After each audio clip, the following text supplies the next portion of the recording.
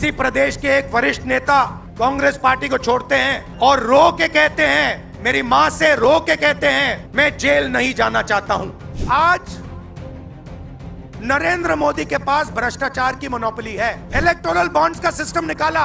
यहां पे जो छोटे छोटे सड़कों पे ना एक्सटॉर्शन चलता है, हफ्तेबाजी चलती है ना, वो नेशनल लेवल पे कर रहे हैं ये लोग।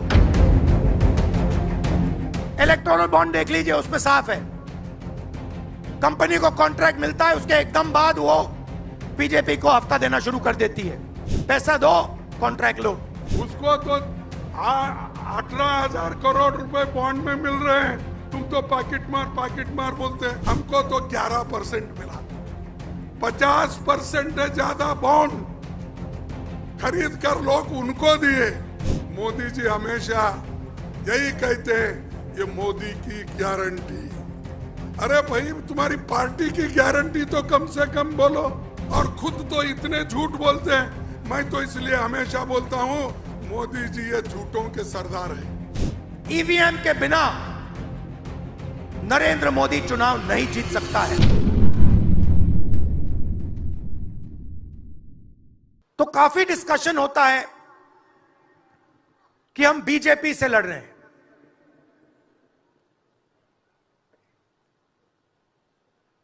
लोग सोचते हैं कि हम सब एक राजनीतिक दल के खिलाफ लड़ रहे हैं। देश भी सोचता है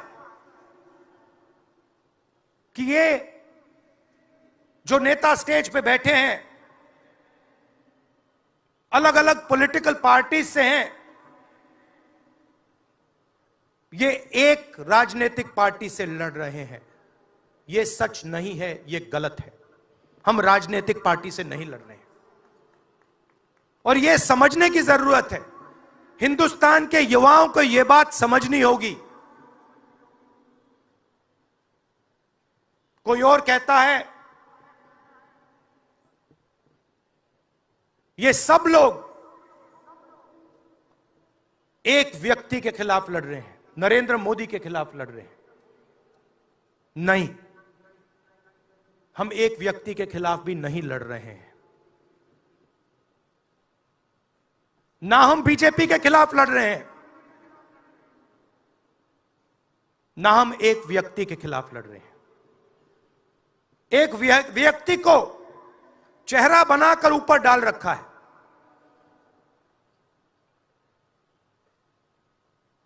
हिंदू धर्म में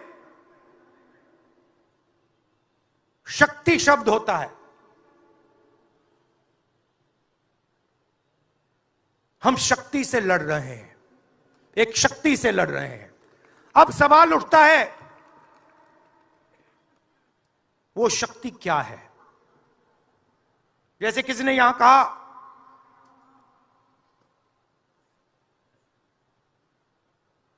राजा की आत्मा ईवीएम में है। सही है, सही है। राजा की आत्मा ईवीएम में है।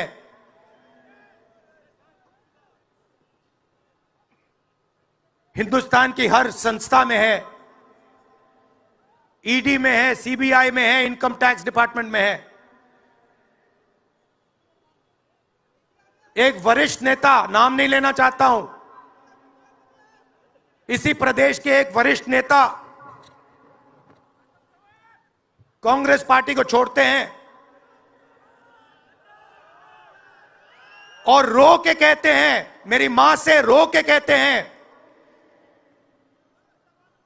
कि सोनिया जी, मुझे शर्म आ रही है,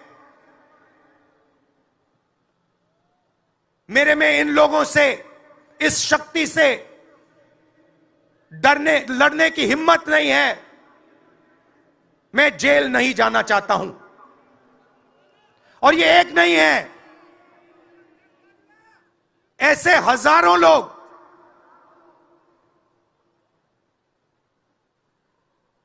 डराए गए हैं। क्या आप सोचते हो शिवसेना के लोग, एनसी के लोग ऐसे ही चले गए? नहीं, जिस शक्ति की मैं बात कर रहा हूं, उन्होंने उनका गला पकड़कर उनको बीजेपी की ओर किया है और वो सब डर के गए हैं।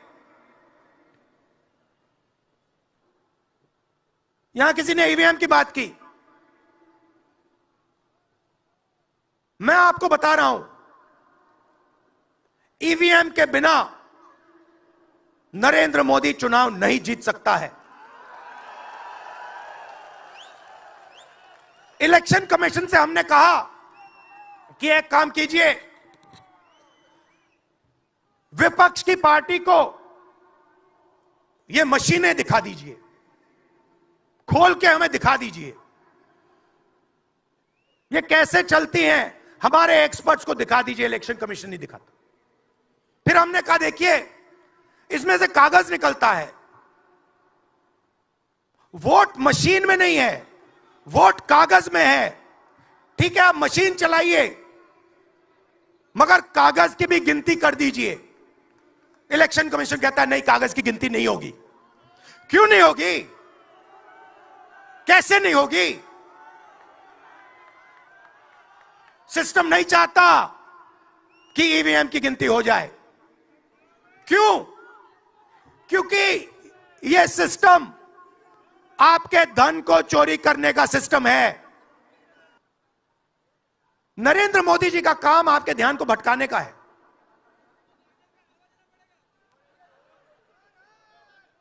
कभी आपसे कहेंगे देखो देखो, चाइना की ओर देखो, पाकिस्तान की ओर देखो। कभी मोबाइल फोन की लाइट ऑन कर देंगे, थाली बजाओ।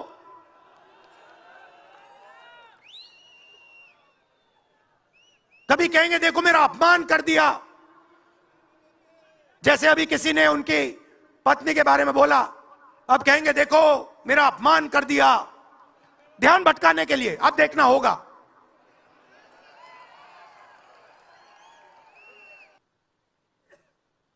जब इनकी पहले सरकार आई, मैं आपको दिल की बात बताता हूं, पहले इनकी सरकार आई, अरुण जेटली मेरे पास आते हैं, कमरे में बैठते हैं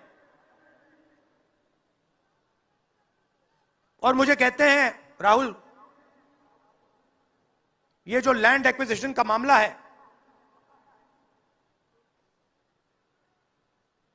तुम इस पर मत बोलो। क्यों नहीं बोलूं? जनता का मामला है।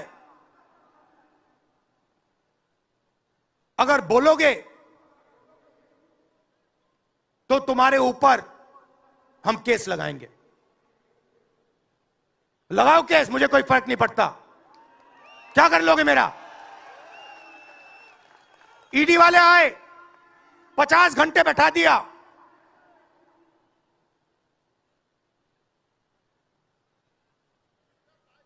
अंत में पता है क्या बोलता है ईडी का अफसर? मुझे पता है क्या बोलता है? कहता है राहुल जी, आप किसी से नहीं डरते हो, आप नरेंद्र मोदी को हरा सकते हो।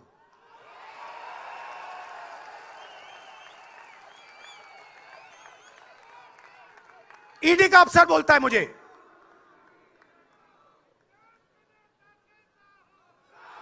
मगर मैं राहुल गांधी नहीं हूं। आप यह मत सोचो कि मैं राहुल गांधी हूं। आप यह मत सोचो कि उद्धव ठाकरे हैं। यह नहीं है, यह हिंदुस्तान की आवाज है। आप देखिए, हर प्रदेश से यहां लोग बैठे हैं, हर व्यक्ति ने अपनी यहां बात रखी। स्टालिन जी ने अपनी बात रखी, सोरेन जी ने अपनी बात रखी। यह हिंदुस्तान बोल रहा है। नरेंद्र मोदी जी की मीटिंग देखिए, वहां सिर्फ एक व्यक्ति बोलता है।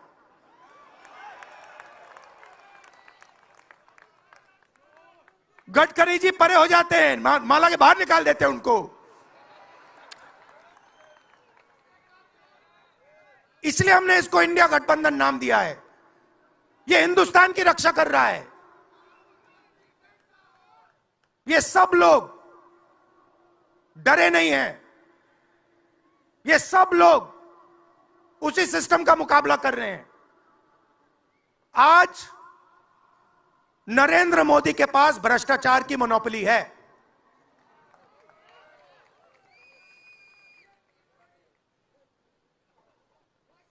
इलेक्टोरल बॉन्ड्स का सिस्टम निकाला। मैं आपको समझाता हूं। यहां पे जो छोटे छोटे सड़कों पे ना एक्सटॉर्शन चलता है, हफ्तेबाजी चलती है ना, वो नेशनल लेवल पे कर रहे हैं ये लोग। मैं बता देता हूं, 4 तरीके की हो रही है। एक, पहले ये कॉन्ट्रैक्ट देते हैं, सरकार कॉन्ट्रैक्ट देगी और सीधा परसेंटेज लेगी। इलेक्टोरल बॉन्ड देख लीजिए, उसमें साफ है, कंपनी को कॉन्ट्रैक्ट मिलता है, उसके एकदम बाद वो बीजेपी को हफ्ता देना शुरू कर देती है। दूसरा, सीधा एक्सटॉर्शन, ईडी सीबीआई भेज देंगे। जैसे यहां पे मुंबई का एयरपोर्ट इनको चाहिए था, ईडी सीबीआई भेजी, एयरपोर्ट किसी और को पकड़ा दिया, सीधा एक्सटॉर्शन। तीसरा, शेल कंपनी, जैसे यहां भी किसी ने कहा, अंबेडकर जी ने कहा, कंपनी की प्रॉफिट ही नहीं है और उससे ज्यादा पैसा वो बीजेपी को दे रही है। और चौथा, कॉन्ट्रैक्ट देने के पहले पैसा दो, कॉन्ट्रैक्ट लो। देखिए, मैं आपको एक बात कहता हूं, यहां मुंबई में किसी भी गुंडे को आप सीबीआई, ईडी और इनकम टैक्स पकड़ा दो, ठीक है, वो हो रहा है, वो ही हो रहा है। एक व्यक्ति ने इनको पकड़ रखा है, उनके पीछे एक और शक्ति है, वो कह रही है भैया आप देखो हमें ये एयरपोर्ट चाहिए।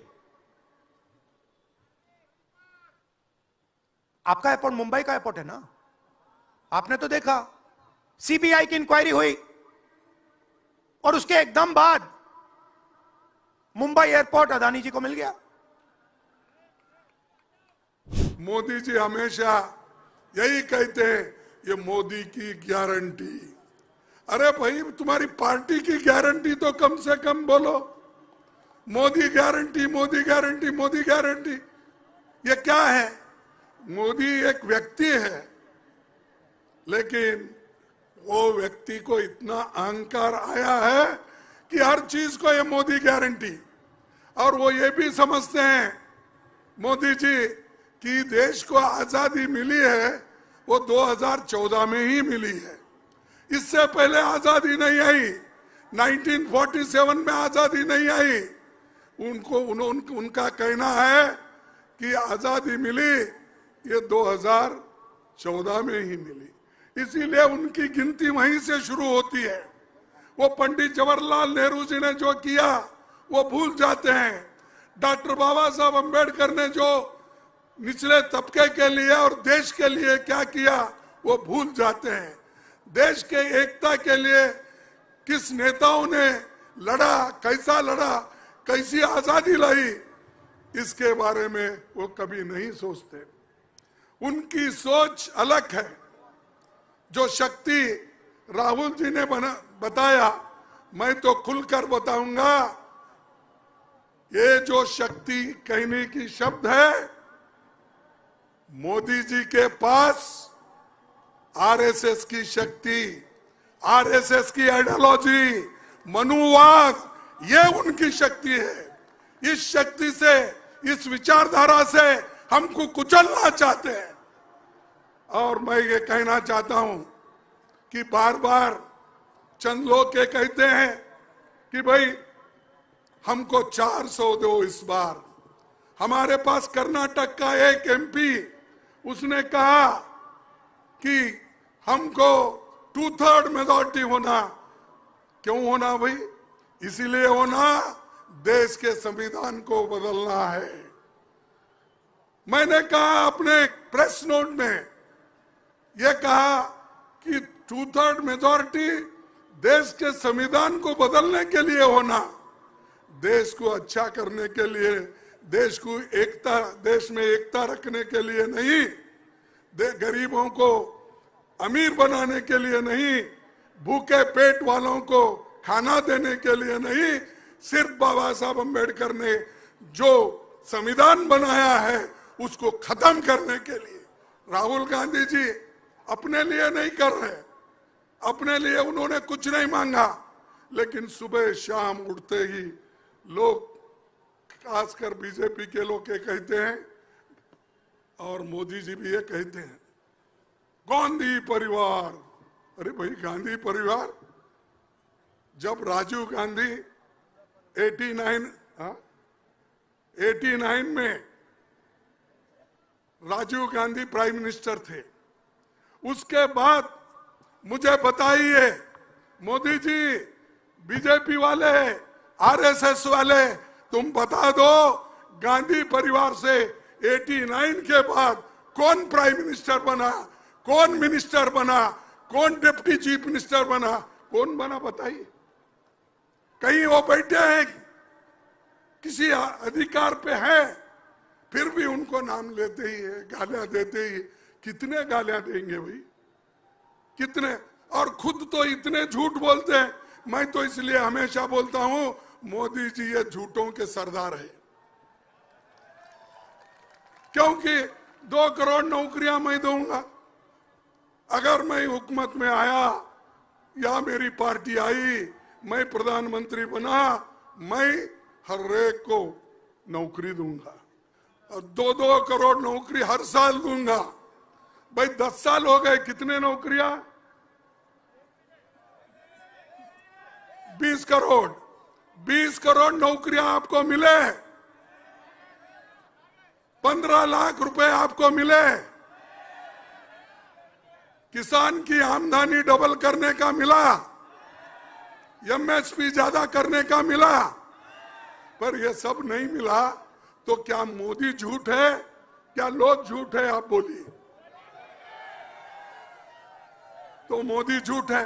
अगर मैं झूठों का सरदार बोले तो क्या गलत है? तो ये हमेशा। और एक बात, मोदी जी जो हमेशा इधर एक को हंसाते हैं, दूसरे को रुलाते हैं, ये उनकी पहले से आदत है। वो नहीं बोलता मैं। अरे भाई, ये तुम ऐसा मत बोलो, पॉकेट मार। पॉकेट में कितने पैसे रहते हैं? उसको तो 18,000 करोड़ रुपए बॉन्ड में मिल रहे हैं, तुम तो पॉकेट मार बोलते हैं। पॉकेट मार में बहुत हो गए तो 1,500 रुपए मिलेंगे। ये तो पूरा खजाना लूट रहे हैं ना। ये तो सुप्रीम कोर्ट बोला, ये हमने नहीं बोला कि उनको कितना पैसा मिला, हमको कितना पैसा मिला, दूसरे पार्टियों को कितना मिला। हमको तो 11% मिला।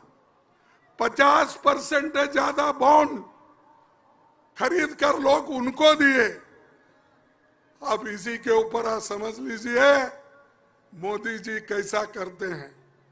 मोदी जी हमेशा कहते हैं, न खाऊंगा न खाने नहीं, न खाऊंगा न खाने नहीं दूंगा। लेकिन मेरा कहना है, न खाऊंगा न खाने दूंगा जो बोलते हैं, तो तीसरा शब्द यह है, न खाऊंगा न खाने दूंगा। लेकिन बड़े बड़े अमीर लोग जो हजारों करोड़ में बॉन्ड देते हैं, मैं गपचुप लूंगा। ये उनकी आदत है। और बाहर जाते, परसों ही मेरे कॉन्स्टिट्यूंसी को गए थे, 3 दिन पहले गुलबर्गे में। ठीक, जाने दो, उनको जो संविधान उनको ये दिए है, क्या म्हणता त्याला, हाँ, उनको बोलते हैं ना, उनको फ्रीडम मिला है और फ्रीडम हमने ही दिलाया। तो उससे आजादी दिलाई, तो जाते रहते हैं, जाने दो। लेकिन मैं आपसे यही कहूंगा कि मोदी जी के दांत ये हाथी के जैसे हैं, दिखाने के अलग, खाने के अलग। इसीलिए आप लोग बड़े होशियार रहना चाहिए उनसे, और वो हमेशा हर एक को सता के अपने तरफ लेते हैं।